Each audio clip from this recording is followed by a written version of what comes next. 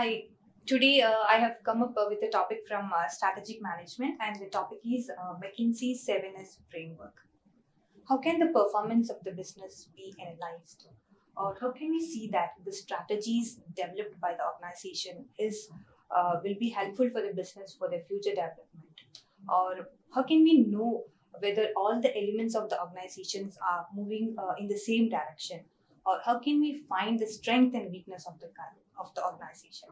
So these are certain questions. So in order to answer these questions, two consultants, they are Tom Peterson and Robert H. Waterman. They are from McKinsey's consulting firm. So these two consultants during 1980s came up with the solution for those questions. They said there are 7 internal elements in an organization which are interconnected. So coming towards that, they like older days or when the managers of the companies thought about the organizational design, they tend to focus on the organizational structure and organizational strategy. They were thinking who is responsible for what, to whom should we report, or how many layers of management should be there, or how to beat the competition. They were concentrating in all such things. However, when the organization started growing, when they started expanding, it became more complex. So, coordination became more important than strategy and structure. So, there came the importance of McKinsey's 7S framework. So, McKinsey's 7S framework is a strategic planning tool which is designed to help an organization understand if it is set up in a way that allows it to achieve the objective of the organization. So it is basically an strategic planning tool for the management. So now, before coming into the detail about this McKinsey 7S framework, there are certain things. There are certain things or certain general things that you have to be aware of. The first one, so this is actually the framework, or this is McKinsey's framework. Here, what he says is there are 7 interrelated internal elements. These are the 7 interrelated internal elements who are interconnected with each other.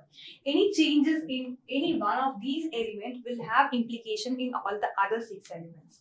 So it says all of them are interconnected. And the second point is there is no hierarchy, or it is of equal importance. See, all these 7 elements are having equal size, or the area is same. So this is a consideration that all are having equal importance in an organization. And the third one is elements are divided into hard area and soft area.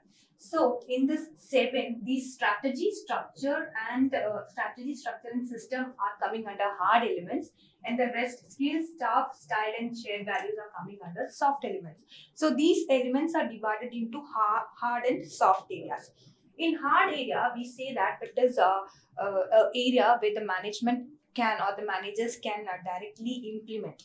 Okay, it is easy to change. They can influence easily to make any changes in these hard elements.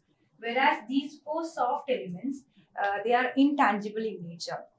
It is very difficult to identify them, and because they are mainly influenced by the culture of an organization. So this McKinsey's 7S framework is divided into hard and soft area.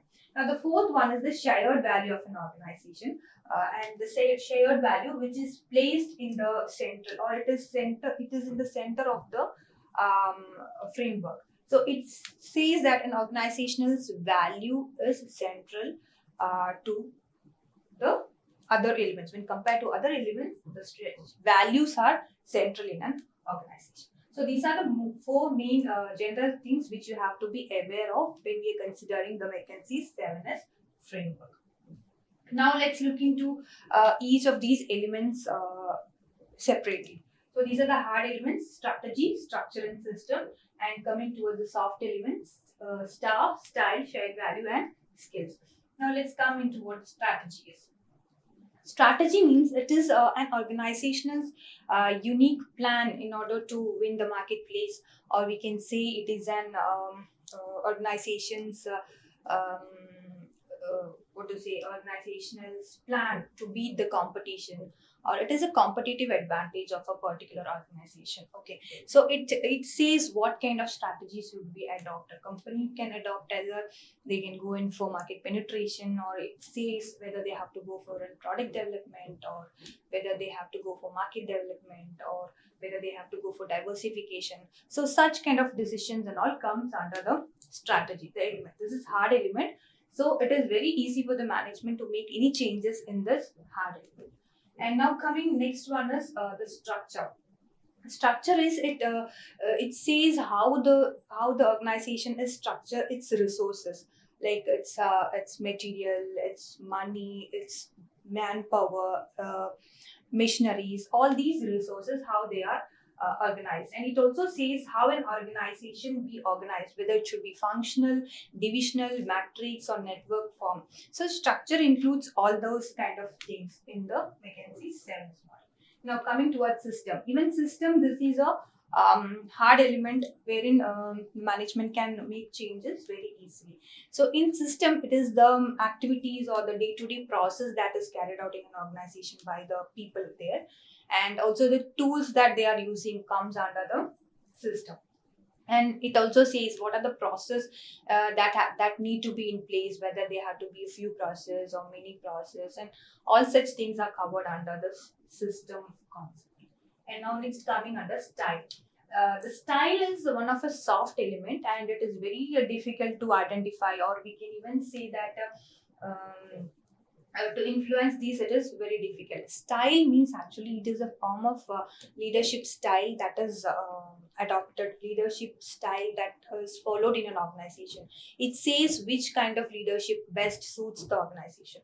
So the different types of leaderships, like whether it should be autocratic. Autocratic is a kind of leadership where the management doesn't even consider the opinion, ideas, or any suggestion from the subordinates. And there is other kind of leadership like democratic, where the management always welcome the feedback from the employees. And third one, participating kind of management, or profit conscious, or budget constrained leadership.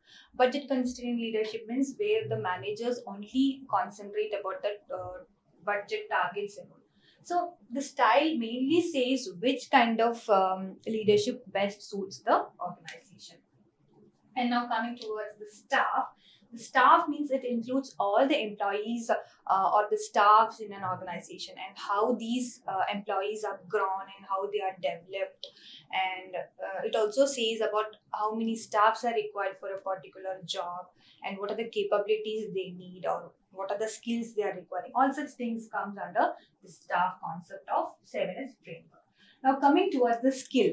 The skill is the most important factor that affect the growth of an organization.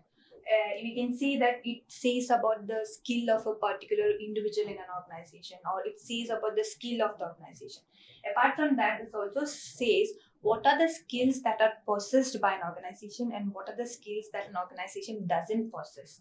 Okay, so basically to say the skill is the core competency that an organization is having when compared with the other organizations. So this is also a soft element. So it is also very important to check into this, because it's very difficult to identify and to make any changes or alterations in the skill part. Now last one, the 7th element, that is shared value. So finally, the shared value, it is the core value of the organization. It includes the work ethics, the organizational culture. It says why the organization exists. Okay, so apart from this also says that what culture or what attitude exactly suits an organization.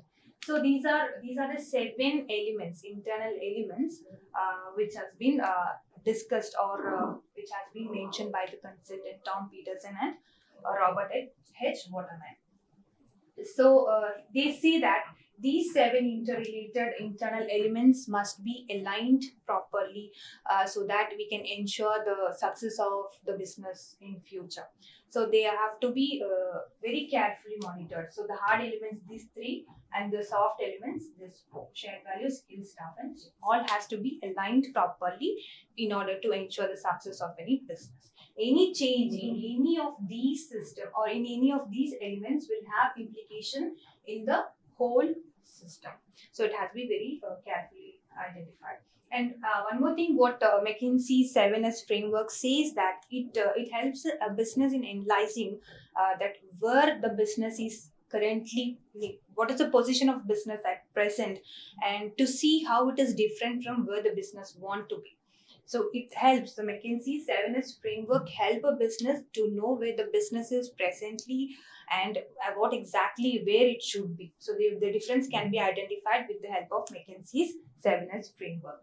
And to conclude this, if there is any change taking place in any business organization, surely that will have influences on those 7 elements, on those 7 internal elements. So it is very essential that we regularly monitor these 7 elements and we do analysis and monitoring regularly so that we can make changes on those internal elements for the success of any business organization.